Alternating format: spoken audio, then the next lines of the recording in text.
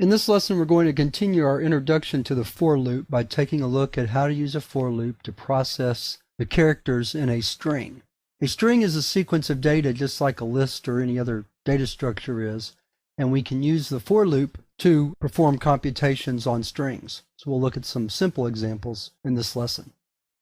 Let's start our program. We're going to call it forintro2.py. So the first thing we're going to do is create a simple word, hello, and then we're going to write a for loop to access each letter of that word. So we're going to say for letter in word, print letter. And what that will do is that will print HELLO on a separate line. So let's save the program and exit, and then run it. And there's HELLO, each on its own line. So now let's look at a more complex example. Let's go back to the program. We'll comment out these first couple of lines. We don't need them anymore. And what I want to do now is I want to count the number of vowels in a longer string, in a sentence. So our sentence is, now is the time for all good people to come to the aid. Let's count the vowels real quick. 1, 2, 3, 4, 5, 6, 7, 8, 9, 10, 11, 12, 13, 14, 15, 16, 17, 18, 19. So there are 19 vowels. To keep track of the vowels, we need a variable to store each occurrence, so we'll use count and we'll assign it 0. So here we'll have our for loop, for letter in sentence, and then we have an if statement. If letter equals A, or letter equals E, or letter equals I, or letter equals O. Now here we have a little bit of a dilemma. We're running out of room on the screen to display this line. I don't want to carry it off to the end of the line, but if I drop down to a new line, Python's going to give me an error saying I didn't really finish off this line.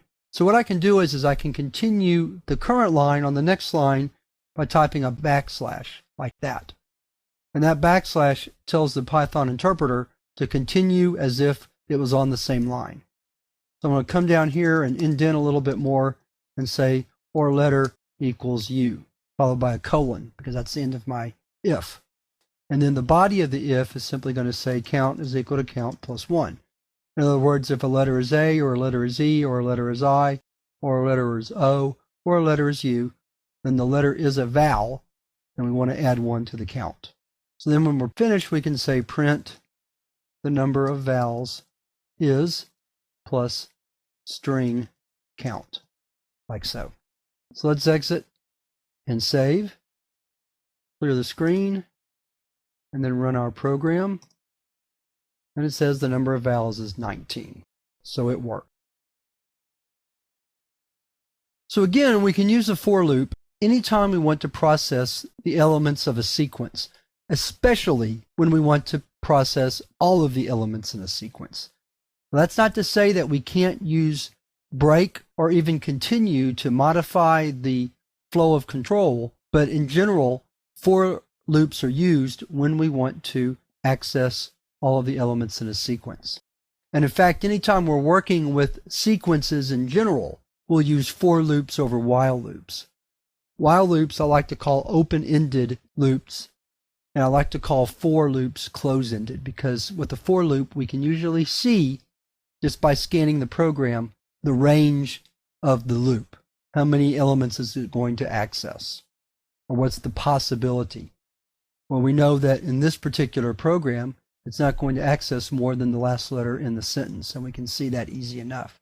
Whereas if we're processing a file with a while loop, we may not know because we can't see the end of the file. Or if we're doing some other open-ended problem, again, we can't really look and know when the loop's going to end. But with a for loop, we can usually tell what the range of computation is going to be.